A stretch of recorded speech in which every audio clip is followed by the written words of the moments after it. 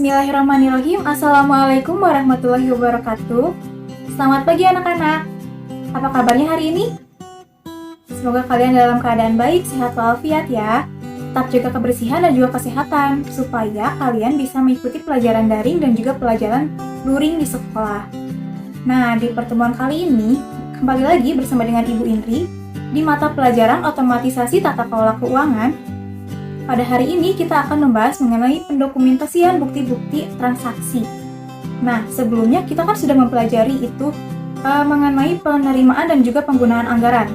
Dalam penerimaan dan penggunaan anggaran pasti terdapat bukti-bukti transaksinya, baik itu bukti transaksi penerimaan dan juga transaksi penggunaan anggaran.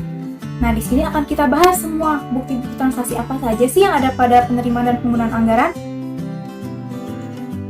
Nah, untuk materi yang akan kita pelajari hari ini, yang pertama ada pengertian dokumen dan bukti transaksi. Yang kedua ada fungsi bukti transaksi.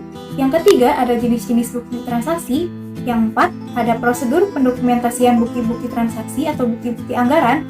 Dan yang kelima, kita akan mempraktekkan mendokumentasikan bukti-bukti anggaran atau penggunaan anggaran. Nah, tujuan dari pembelajaran hari ini supaya kalian dapat mengetahui apa saja sih bukti-bukti dari transaksi atau dokumen transaksi itu dan bagaimana cara pendokumentasiannya atau cara menyimpannya. Nah, kita pelajari di sini supaya kalian dapat mempraktekkannya di kehidupan sehari-hari maupun nanti suatu saat jika kalian bekerja atau kalian tergabung dalam suatu organisasi menjadi bendahara atau melakukan kegiatan tertentu yang nantinya harus mendokumentasikan bukti-bukti anggaran atau bukti-bukti transaksi.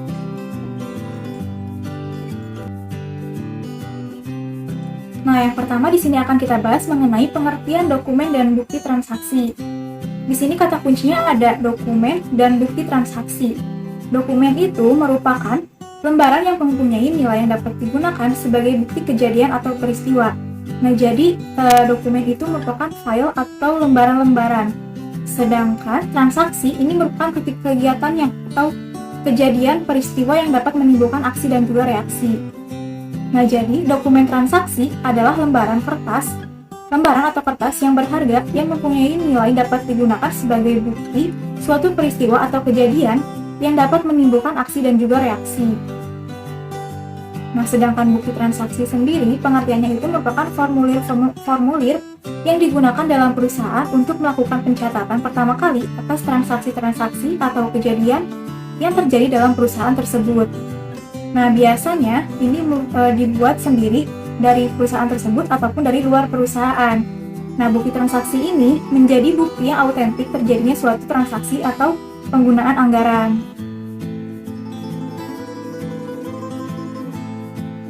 Nah, selanjutnya ada ketentuan-ketentuan yang harus diperhatikan dalam pembuatan dokumen transaksi.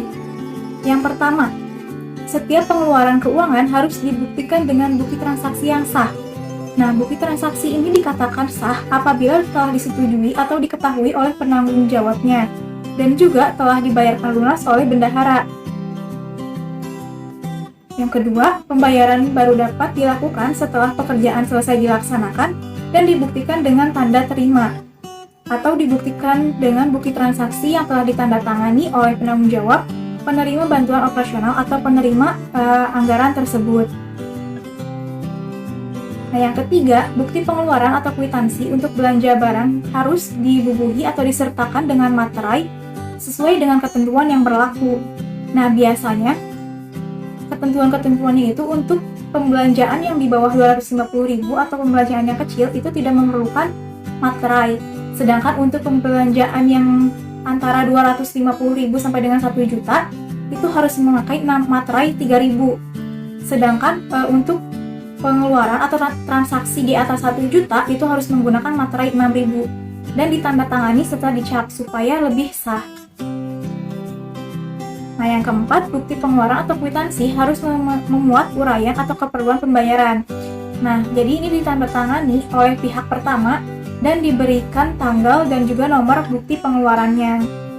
Jadi bukti transaksi ini harus lengkap, harus ada namanya, jumlahnya, siapa yang menerima uangnya, siapa yang membuat dokumennya, ditandatangani, dicap, dan jika itu pengeluarannya cukup besar maka harus menggunakan materai sesuai dengan ketentuan yang berlaku. Nah, selanjutnya ada fungsi bukti transaksi. Di sini ada 7 fungsi bukti transaksi. Yang pertama, fungsi bukti transaksi itu untuk mengetahui pihak yang bertanggung jawab atas terjadinya transaksi. Nah, karena dalam bukti transaksi itu ada namanya, siapa yang membuat bukti transaksi tersebut dan siapa yang melakukan transaksi tersebut. Jadi dapat diketahui siapa yang bertanggung jawab dengan adanya transaksi yang dilakukan tersebut. Nah, yang kedua, dapat menjadi media yang berisikan data dan informasi keuangan. Nah, untuk bukti transaksi ini bisa menjadi informasi keuangan yang dilakukan oleh suatu perusahaan atau seseorang. Nah, yang ketiga, sebagai dasar dalam pencatatan akuntansi. Yang keempat, untuk menguraikan kemungkinan terjadinya kesalahan. Nah, nanti dalam pencatatan keuangan, biasanya ada terjadi selisih antara pengeluaran dengan jumlah-jumlah nominalnya. Nah, nanti dapat diketahui kesalahannya ada di mana dengan cara melihat bukti transaksinya. Kalau misalnya terjadi ketidaksesuaian atau kesalahan. Nah, yang kelima, menghindari duplikasi pada pengumpulan data keuangan. Nah, jadi dengan adanya bukti transaksi ini dapat menghindari penduplikasian atau double pencatatan dari pengumpulan data keuangannya. Lalu yang keenam, memastikan keabsahan transaksinya atau keasliannya dan kesahan dari transaksi tersebut. Dan yang terakhir, merekam kejadian ekonomi atau transaksi secara ekonomi. Selanjutnya kita masuk kepada jenis bukti transaksi. Di sini ada 2 jenis bukti transaksi itu. Yang pertama ada bukti transaksi intern, dan yang kedua ada bukti transaksi ekstern. Kalau bukti transaksi intern ini bukti transaksi yang dibuat oleh perusahaan itu sendiri atau perusahaan yang kita tempati. Jadi buktinya ini untuk bagian internal perusahaan, bukan untuk konsumen atau orang di luar perusahaan kita. Nah, biasanya ini contoh bukti transaksinya itu ada memo atau memorial, ada bukti kas masuk, dan juga bukti kas keluar. Nah, sedangkan bukti transaksi ekstern atau bukti transaksi yang diterima dari pihak luar. Jadi dibuatnya itu oleh pihak luar sebagai bukti transaksi bahwa kita telah melakukan pembelian atau melakukan penggunaan anggaran. Ini bisa contohnya seperti cek, kwitansi, nota, faktur, seperti itu, dan lain-lainnya lagi. Nah, untuk bukti transaksi intern ini, seperti yang Ibu sebutkan tadi, ada 3. Yang pertama, memo atau memorial. Memorial ini merupakan bukti transaksi yang dibuat oleh pimpinan atau pihak yang berwenang di dalam perusahaan tersebut. Nah, biasanya digunakan untuk bagian di dalam perusahaannya itu sendiri. Nah, contohnya itu untuk keperluan mencatat gaji pegawai yang masih harus dibayarkan pada akhir periode. Jadi, keperluannya ini untuk dari pimpinan kepada bagian keuangan atau dari bagian keuangan kepada bagian yang lainnya yang berkaitan dengan penggunaan keuangan yang akan terjadi di suatu perusahaan tersebut. Nah, di sini gua ada contoh formatnya. Nah, paling kiri atas itu ada nama perusahaannya, nama dan alamat perusahaan. Sedangkan di paling kanan itu terdapat nomor dan tanggal bukti transaksinya atau nomor dan tanggal memo itu dibuat. Kemudian dari siapa memo itu dibuat atau oleh siapa memo itu dibuat, dan untuk siapa memo itu dibuat. Nah, lalu di bagian tengahnya itu, bagian isinya ada informasi. Informasinya itu misalnya seperti yang Ibu sebutkan tadi, untuk mencatat gaji pegawai yang masih harus dibayarkan di akhir periode. Atau misalnya untuk setelah terjadinya pengambilan suatu barang inventaris, pengurangan barang inventaris atau pembelanjaan barang inventaris di stationery perusahaan, seperti itu. Lalu nanti ditandatangani oleh bagian akuntansi dan juga yang menyerahkan bukti transaksi atau memo tersebut. Nah, selanjutnya ada bukti kas masuk. Bukti kas masuk ini merupakan bukti transaksi atau dari terjadinya pemasukan sejumlah anggaran. Dibuat oleh pemegang kas, biasanya ini dibuat oleh pemegang kas kecil bahwa telah menerima sejumlah uang untuk keperluan pendanaan kas kecil dalam satu periode, misalnya untuk 1 bulan ke depan. Nah, bukti transaksi ini formatnya seperti ini ya. Yang pertama paling atas itu ada nomor, lalu ada tulisan BKM. BKM itu bukti kas masuk. Misalnya contohnya ini untuk bukti kas masuk bulan November. Jadi misalnya nomornya itu BKM titik atau strip 01. Kemudian judulnya bukti kas masuk atau bukti pemasukan kas. Lalu keterangannya diterima dari, misalnya diterima dari pemegang kas besar. Sejumlah uang. Nah, sejumlah uang itu diisi dengan terbilangnya. Misalnya 1 juta rupiah ditulis dalam huruf 1 juta rupiah dijabarkan ya, kayak gitu.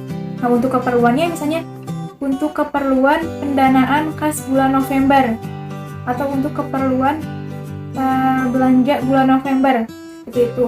Lalu di sini ada kolom yang isinya rupiah. Nah, jadi di situ dituliskan nominalnya. Tadi misalnya 1 juta, jadi dituliskan 1.00000, seperti itu. Nah, jangan lupa diisi juga tempat dan tanggalnya. Bukti transaksi itu dibuat atau tempat dan tanggal kita menerima bukti transaksi tersebut. Misalnya Bandung 1 November 2020. Nah, biasanya untuk penerimaan anggaran ini, kalau misalnya untuk anggaran bulanan, pasti di awal bulan. Jadi biasanya di tanggal 1 bulan tersebut. Kemudian, disetujui oleh pimpinan perusahaan, dibayarkan oleh pemegang kas besar, dan diterima oleh kita sebagai pemegang kas kecilnya. Nah, selanjutnya ada bukti kas keluar atau BKK. Bukti kas keluar ini dibuat oleh pemegang dana kas kecil bahwa telah mengeluarkan sejumlah uang. Jadi ini masih dibuat oleh bagian internal perusahaan kita, namun dengan dilampiri bukti transaksi dari luar perusahaan atau bukti transaksi dari perusahaan lain. Nah, contoh formatnya seperti ini, hampir sama dengan bukti kas masuk, hanya saja kodenya itu BKK. Kalau bukti kas masuk BKM, bukti kas keluar itu BKK. Nah, untuk transaksi yang pertama jadi BKK 01, untuk transaksi kedua BKK 02, seperti itu. Nah, kalau yang diserahkannya ini berarti diserahkan kepada perusahaan yang kita lakukan transaksinya. Misalnya ibu membeli alat tulis kantor di Singgalang misalnya, seperti itu. Nah, nanti berarti kita menuliskan diserahkannya kepada, atau misalnya kita belanja di toko Merauke. Nah, berarti nanti kita tuliskan diserahkan kepada toko Merauke. Nah, sejumlah uang. Misalnya kita belanja sebesar 500.000. Dituliskan dalam huruf 500.000 rupiah. Nah, untuk keperluan apa? Misalnya untuk membeli 10 rim kertas savi SA4. Dituliskan seperti itu, untuk membeli 5 rim atau 10 rim kertas savi SA4. Nah, diisikan nominalnya 500.000 dengan angka. Jangan lupa tempat dan tanggalnya. Nah, untuk tanda tangannya ini berbeda dengan yang penerimaan.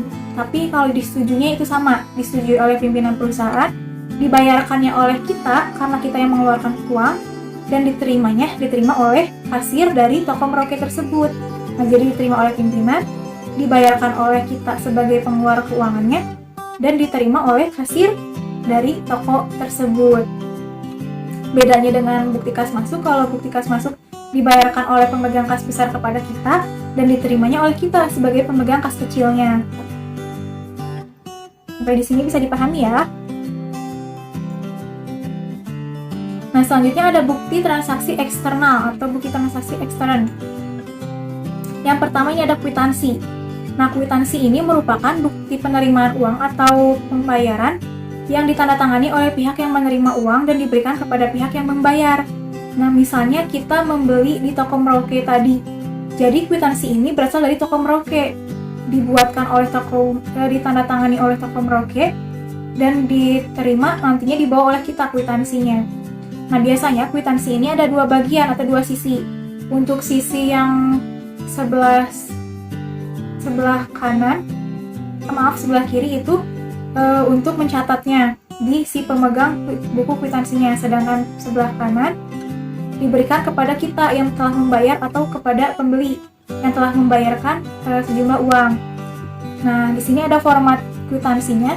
Yang pertama itu ada nomor, jadi harus diisi nomornya. Misalnya ini nomor kwitansi ketiga, misalnya 03 di bulan November, berarti bulan 11, berarti 03/11/2020 misalnya, seperti itu. Nah, telah terima dari siapa? Misalnya kita sebagai pembelinya, berarti telah terima dari kita. Telah terima dari INJ sejumlah uang 500.000, ini dalam huruf ya, di dalam terbilangnya dengan huruf. Lalu untuk pembayaran apa? Nah, jadi ini formatnya hampir sama dengan bukti pengeluaran kas atau BKK tadi. Hanya saja nanti di bawahnya itu ada nominalnya dan di sebelah kanannya itu ditandatangani oleh yang menuliskan bukti transaksi itu. Misalnya tadi di toko Merauke. Nah, jadi di sini hanya ada tanda tangan si kasir dari toko Merauke tersebut.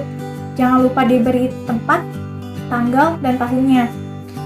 Jangan lupa juga dituliskan nama si pembuat kwitansi ini dan tanda tangannya. Dan juga harus dicap supaya lebih sah bukti transaksi ini. Lalu selanjutnya ada faktur. Nah, faktur ini merupakan surat bukti terjadinya transaksi pembelian atau penjualan secara kredit. Nah, jadi untuk pembelian yang secara kredit biasanya menggunakan faktur untuk bukti transaksinya, dan biasanya di sini terdapat keterangan list-list barangnya apa saja yang dibeli dan ketentuan-ketentuan pembayarannya. Karena kalau misalnya membayar secara cash pasti itu menggunakan nota atau kwitansi. Sedangkan faktur ini di bawahnya itu ada ketentuan-ketentuan pembayarannya. Nah, faktur ini dibuat oleh penjual yang diserahkan kepada pembeli bersamaan dengan barang yang telah dibeli oleh pembeli tersebut. Nah, faktur ini biasanya dibuat dengan 3 rangkap. Rangkap pertama itu dipegang untuk pembelinya. Rangkap kedua dipegang oleh penjual dan rangkap ketiganya sebagai arsip. Nah, di sini ada contoh format faktur. Yang pasti selalu ada kop dan nama alamat dan nama perusahaannya. Nah, lalu di bawahnya ada nomor fakturnya, kemudian ada nama pembeli serta alamat pembelinya, dan yang pasti ada rincian pembelian barang-barangnya dan juga ada syarat-syarat atau catatan pembayaran yang telah disepakati atau ketentuan yang telah ditetapkan oleh perusahaan penjualnya tersebut. Kemudian tetap ditandatangani dan diberi nama dan juga cap supaya lebih sah. Selanjutnya ada cek. Nah, cek ini merupakan perintah tertulis dari pemegang rekening kepada bank yang ditujukan supaya membayarkan sejumlah uang. Nah, jadi cek ini merupakan bukti transaksi yang dibuat oleh pemilik cek yang memiliki sejumlah rekening di bank, kemudian memerintahkan ini sebagai surat perintah kepada bank untuk mengeluarkan sejumlah uang kepada seseorang atau perusahaan yang namanya dituliskan dalam cek tersebut. Misalnya ibu memiliki cek ini akan membayarkan cek sejumlah uang kepada perusahaan lain menggunakan cek. Nah, maka nanti di cek itu ibu tuliskan nama yang akan menerimanya siapa atau nama perusahaannya siapa, jumlahnya berapa, harus jelas di situ. Dan juga dalam cek ini ada nomornya, nomor seri cek. Nah, di sini bisa kita lihat ya formatnya, ada logo perusahaan, ada nama bank yang terkaitnya atau nama bank yang biasa bank yang kita punya rekeningnya di situ gitu. Lalu ada nomor seri ceknya sebelah kanan atas dan juga tanggal cek ini dibuat atau dikeluarkan. Kemudian ada keterangannya diserahkan kepada siapa, lalu terbilangnya berapa dan juga nominalnya di sini dalam kotak berapa. Kemudian jangan lupa untuk ditandatangani, diberi tanggal, diberi nama, dan juga dicap supaya sah. Nah, untuk tanda tangan, cap, dan materainya jangan sampai melewati dari garis yang telah ditentukan dalam cek tersebut.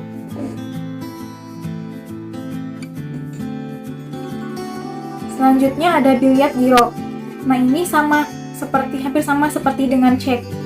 Bedanya, kalau biliat giro ini merupakan surat perintah untuk memindahbukukan sejumlah uang dari rekening nasabah suatu bank ke rekening penerima yang namanya disebutkan dalam biliat giro pada bank dalam yang sama atau bank yang beda. Nah, jadi kalau tadi cek itu surat perintah dari kita kepada bank untuk mencairkan sejumlah uang, jadi ini bisa dicairkan langsung oleh yang membawa cek itu. Sedangkan biliat giro ini tidak bisa seperti itu. Jadi ini hanya bisa memindahbukukan dari rekening kita kepada rekening bank yang lain. Jadi tidak bisa ditarik secara langsung, bisa ditarik ketika saldo kita sudah pindah ke rekening yang akan menerimanya. Nah, di sini ada formatnya hampir sama seperti cek, ada logo dan nama banknya, Kemudian ada nomor seri dilihat gironya, nomor seri khusus. Nah, di sini juga ada format ini diminta kepada siapa. Lalu ada rekening jumlahnya berapa. Dan di sini ada sebelah kanan ada keterangan memindahkan sejumlah dana atas beban. Nah, untuk keperluan apa misalnya seperti itu. Kepada bank misalnya ini dari Bank BNI kepada Bank BRI misalnya. Nah, nanti dituliskan di sebelah kanan kotak sini.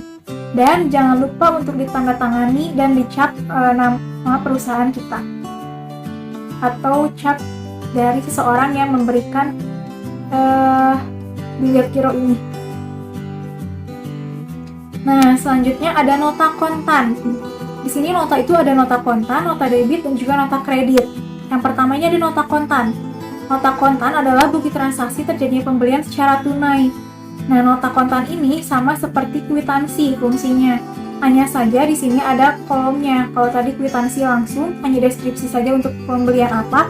Kalau nota ini biasanya untuk pembelian yang ada rincian-rinciannya itu yang panjang banyak gitu ke bawah. Nah, ini biasanya pakai nota atau nota kontan disebutnya. Nah, ini dibuat oleh penjual untuk pembeli dan biasanya memuat 2 rangkap. Lembar pertama ini diberikan kepada pembeli dan lembar kedua atau rangkapannya disimpan oleh penjual sebagai bukti transaksi atau disimpan sebagai arsip dari si penjual tersebut.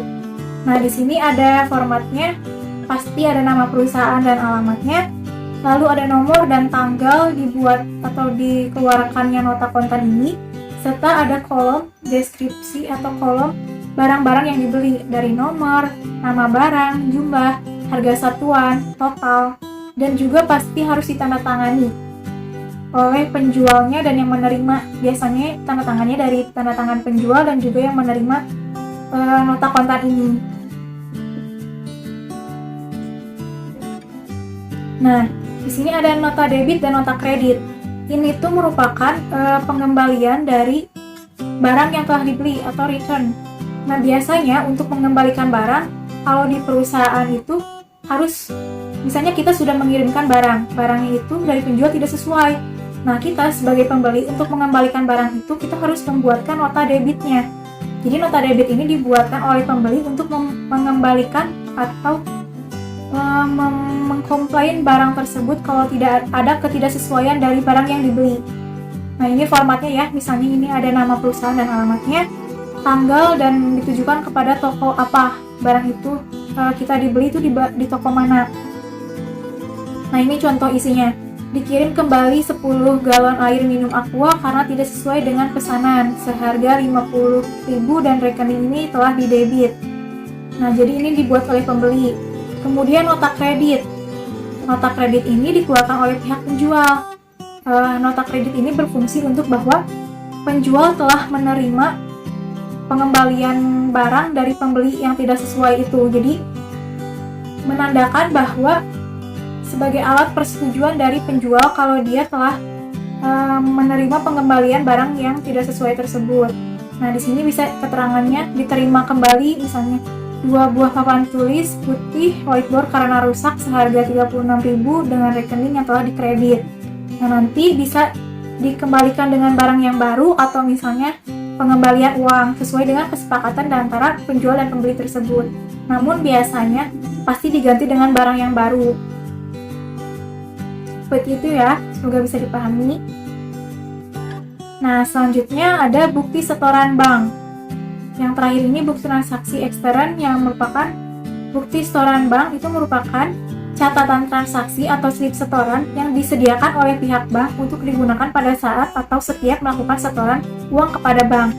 Nah, jadi kalau misalnya kita sebagai pemegang kas atau sebagai bagian keuangan, kita akan menyetorkan uang kita kepada bank supaya aman atau menyimpannya di bank. Nah, ketika kita menyetorkan uang kepada bank, kita pasti menerima bukti setoran dari bank. Ini biasanya diisi oleh kita. Kemudian nanti ada misalnya ada beberapa rangkap dan salah satu rangkapnya itu dibawa oleh kita sebagai bukti bahwa kita telah menyetorkan uang itu kepada bank. Atau nanti ada slip setorannya yang kita terima. Nah, di sini ada contoh formatnya. Yang pasti ada tanggal kita menyetorkannya, ada nomor rekening kita, namanya, dan isi-isi lainnya seperti jumlah dan juga tanda tangan dari teller dan penyetornya. Harusnya ini ditandatangani dua-duanya ya. Sampai di sini bisa dipahami ya untuk bukti transaksi ekstern. Nah, baik, selanjutnya kita masuk kepada prosedur pendokumentasian bukti-bukti anggaran. Yang pertama yaitu menyiapkan alat dan bahan yang akan digunakan untuk mendokumentasikan bukti-bukti transaksi tersebut. Nah, yang pertama ini ada map owner atau map scale hector. Map owner ini seperti map yang dalamnya itu ada dua ring besar yang digunakan untuk menyimpan bukti transaksinya tersebut. Sedangkan map scale hector ini biasanya untuk bukti transaksi yang jumlahnya sedikit atau untuk latihan atau untuk praktek seperti itu.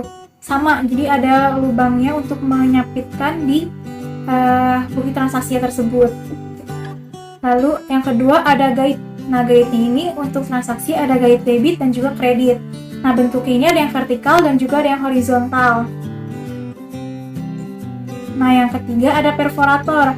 Perforator ini alat untuk melubangi kertas. Nah, jadi sebelum dimasukkan kepada map owner atau map scale hector, kertasnya itu atau bukti transaksinya itu harus dilubangi dulu dengan perforator supaya dapat bisa dimasukkan dan dijepit dengan ring tersebut. Nah, yang keempat ada stapler. Stapler ini untuk menyatukan file atau merangkap filenya tersebut, jadi jetrek gitu ya kalau bahasa ininya. Nah, yang kedua, mengumpulkan bukti-bukti transaksi yang telah dicatat dalam laporan keuangan. Nah, jadi kan setiap pengeluaran itu dicatat ke dalam laporan pengeluaran keuangan. Nah, nanti ada bukti-bukti transaksinya yang telah kita lakukan, yang telah kita belanjakan. Nah, dikumpulkan bukti-bukti transaksi tersebut. Ini contoh bukti-bukti transaksinya. Nah, yang ketiga, setiap bukti transaksi diterima dicatat ke dalam bukti kas masuk atau BKM. Ini bukti penerimaan. Sedangkan setiap bukti transaksi pengeluaran dicatat ke dalam bukti kas keluar atau BKK. Seperti yang Ibu jelaskan sebelumnya tadi, ada bukti kas masuk dan juga bukti kas keluar. Dan tahap kelima, satukan bukti kas keluar dengan bukti transaksi pendukung dengan menggunakan stapler. Nah, untuk yang depan itu merupakan bukti kas keluarnya, format bukti kas keluar, dan bagian belakangnya itu file pendukungnya seperti nota, kwitansi, cek, giliet, atau sebagainya. Jadi depan itu bukti kas keluar, belakangnya bukti pendukungnya atau bukti transaksinya. Dan tahapan keenam disusun dalam owner atau dalam map scale hector. Nah, susunannya itu, kalau kita buka mapnya, paling pertama kita lihat adalah laporan keuangan. Ketika kita buka lagi ada guide debit. Kemudian kita buka lagi ada format bukti kas masuk. Ketika kita buka lagi ada guide kredit. Dan kita buka lagi ada bukti kas keluarnya. Nah, untuk mencatat bukti kas keluarnya itu, yang disimpan paling atas adalah bukti kas keluar yang terbaru. Jadi kalau misalnya kita pakai sistem tanggal, bukti tanggal 1 itu berada di paling bawah, sedangkan bukti kas tanggal 30 itu berada paling atas. Karena supaya lebih cepat dalam pengambilan untuk yang terbaru, bukti transaksi yang terbaru. Nah, di sini Ibu punya contoh soal kegiatan pendokumentasian bukti transaksi. Contoh soalnya seperti ini. Anda mengelola transaksi keuangan bulan November 2020 dengan pemasukan sebesar 12 juta rupiah.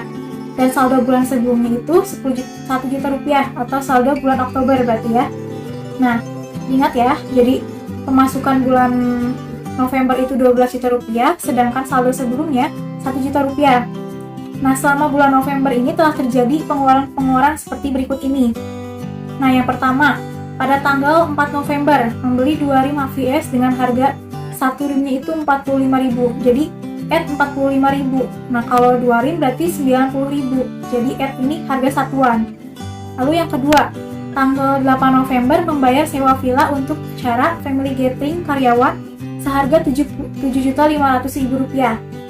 Nah, yang ketiga, tanggal 12 November membeli 2 buah parcel di toko Chain Group, harga satuannya add 130.000 rupiah. Lalu transaksi yang keempat, tanggal 13 November, membuat spanduk ucapan selamat di Aquila Digital Printing dengan harga 180.000 rupiah. Nah, transaksi terakhir yang kelima, tanggal 16 November membeli snack untuk rapat seharga Rp90.000. Nah, ingat ya soal-soalnya. Lalu kita masuk kepada tahap pembuatan dokumennya. Yang pertama pasti diisikan ke dalam laporan keuangan. Di sini Ibu punya contoh format laporan keuangannya seperti ini. Pasti ada judulnya laporan keuangan dan biasanya di bawahnya itu dituliskan juga nama perusahaan, laporan keuangan bulan apa misalnya, laporan keuangan bulan November perusahaan Abadi Jaya seperti itu misalnya ya. Nah, di sini yang pertama ada kolom tanggal. Tanggal ini ada bulan dan harinya, tanggal. Lalu ada nomor bukti, uraian, pemasukan, pengeluaran, dan rekening yang didebit.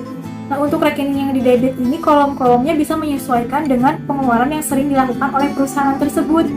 Misalnya, di perusahaan itu sering terjadinya transaksi pengeluaran untuk membeli ATK atau membeli konsumsi atau untuk bayar sewa dan yang lain-lainnya. Yang lain-lainnya ini biasanya transaksi yang jarang. Jadi masuk kepada lain-lainnya saja supaya kolomnya itu tidak terlalu banyak. Nah, seperti yang tadi Ibu bilang, transaksi yang pertama itu keuangan bulan November tahun 2020, pemasukannya Rp12 juta dan saldo bulan sebelumnya itu Rp1 juta. Nah, maka di sini kita dituliskan Oktober tanggal 31, akhir Oktober itu sisa saldonya Rp1 juta di pemasukan. Kemudian tanggal 1 November karena kita ini menerima kas, berarti di sini dituliskannya bukti kas masuk, disingkat dengan BKM. BKM 01, uraiannya pengisian dana. Nah, kenapa 1 November? Karena biasanya pengisian dana itu di awal bulan dan sisa saldo itu di akhir bulan. Nah, jadi di sini di 1 November ada bukti kas masuk sebesar Rp12 juta. Lalu di sini transaksi pengeluarannya yang pertama, tanggal 4 November tadi kita membeli 2 rim HVS at Rp45.000. Nah, di sini kita tulis tanggal 4 BKK 01. Nah, ini berarti kan bukti kas keluar nomor 1 atau bukti kas pertama, bukti kas keluar pertama. Uraiannya membeli 2 rim HVS at Rp45.000. Nah, di sini di pengeluarannya dituliskan Rp90.000 karena harga satuannya Rp45.000, kita membeli 2 rim jadi Rp90.000. Lalu di rekening yang didebit masuk kepada ATK karena tes HVS ini termasuk dalam ATK atau alas tulis kantor. Lalu selanjutnya tanggal 8 November membayar sewa villa untuk family gathering karyawan sebesar Rp7.500.000.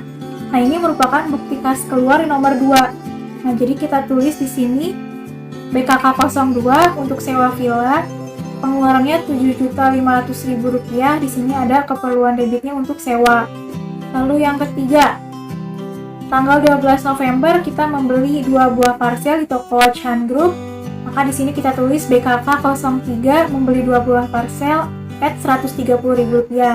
Nah, karena harga satuannya Rp130 dan kita membeli 2, maka di sini pengeluarannya kita tulis Rp260.000. Nah, ini parcel itu kan kita membelinya parcel makanan.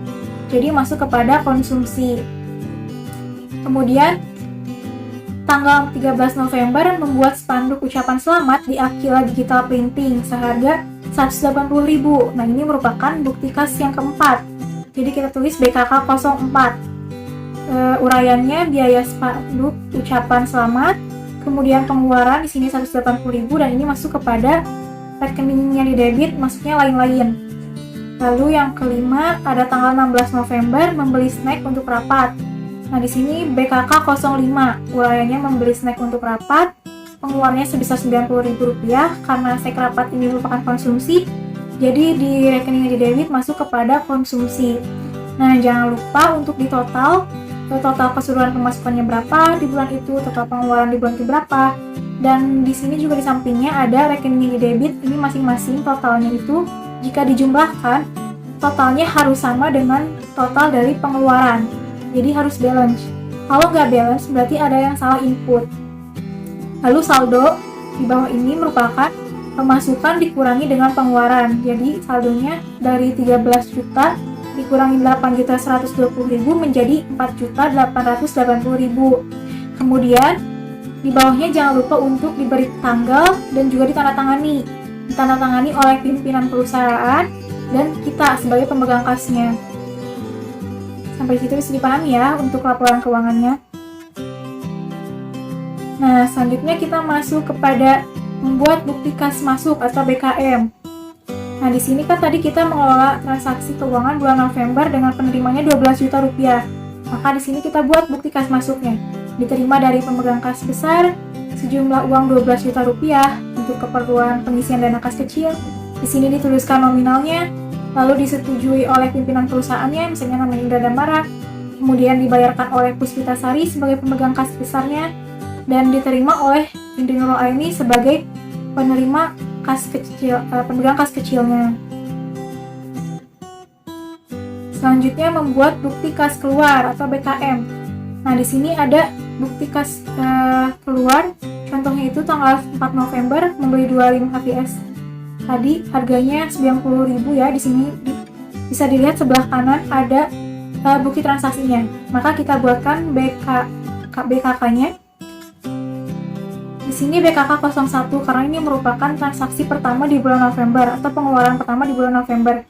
Nah, diserahkan kepada toko 17. Kenapa? Karena di sini bukti transaksinya dibuat dari toko 17. Kemudian uang sejumlah terbilangnya 90.000 rupiah. Kemudian untuk keperluan ini membeli 2 rim HVS ukuran A4. Nah, di sini ada nominalnya. Kemudian disetujui oleh pimpinan perusahaan, dibayarkan oleh kita sebagai pembelinya, dan diterima oleh Alfi. Alfi ini kasir atau penjaga toko dari toko 17 tersebut. Nah, ini transaksi yang kedua, sama cara membuatnya, jadi tinggal dituliskan saja BKK 02. Di sini diserahkan kepada pemilik villa karena ini untuk membayar villa. Jangan lupa dituliskan nominalnya, dan ini harus ditandatangani ya semuanya. Ini oleh pimpinan, oleh kita yang menyerahkan sejumlah uang tersebut, dan juga oleh yang menerima sejumlah uang itu atau penjualnya. Ini bukti transaksi, bukti kas keluar yang ketiga, yang keempat, dan ini yang kelima. Nah, nanti untuk menyimpannya, ini format bukti kas keluar berada di atas, dan format atau lampiran bukti pendukung ini berada di belakang dari bukti kas keluar ini. Jadi nanti tinggal diberikan stapler atau dihektar ya. Nah, di sini ada cara mendokumentasikan bukti transaksi berdasarkan sistem tanggal. Nah, untuk bukti transaksi ini sama seperti kearsipan, ada 5 sistem. Ada sistem abjad, sistem nomor, sistem tanggal, sistem wilayah, dan juga sistem masalah. Nah, namun biasanya untuk bukti transaksi biasanya menggunakan sistem tanggal, karena transaksi itu berdasarkan tanggal pengeluarannya, atau tanggal pemasukannya, atau tanggal pencatatannya. Nah, jadi di sini yang Ibu akan jelaskan yang secara umum saja ya, untuk transaksi itu menggunakan sistem tanggal. Nah, di sini kita siapkan map Snell Hector ya untuk contohnya. Nah, karena tadi urutannya itu ketika kita buka paling atas harus ada laporan keuangan dan bukti kas keluar itu paling bawah. Jadi yang pertama kita masukkan itu adalah bukti kas keluarnya dulu. Bukti kas keluar yang paling pertama, yaitu BKK 01. Kemudian disusul dengan BKK 02, BKK 03, BKK 04, BKK 05, dan seterusnya jika masih ada lagi bukti kas keluar sampai dengan tanggal 30 November atau sampai akhir bulan. Nah, kemudian ditutup dengan guide kredit. Jadi di belakang guide kredit ini ada bukti-bukti kas keluarnya. Setelah itu masukkan bukti kas masuk atau format BKM-nya. Nah, paling atasnya itu ada guide debitnya. Nah, paling atas seperti yang Ibu bilang tadi ada laporan keuangannya. Nah, seperti itu ya untuk sistem penyimpanan atau pendokumentasiannya dalam map Snell Hector, atau sama juga kalau misalnya kita menggunakan map Ordner. Penyusunannya seperti ini.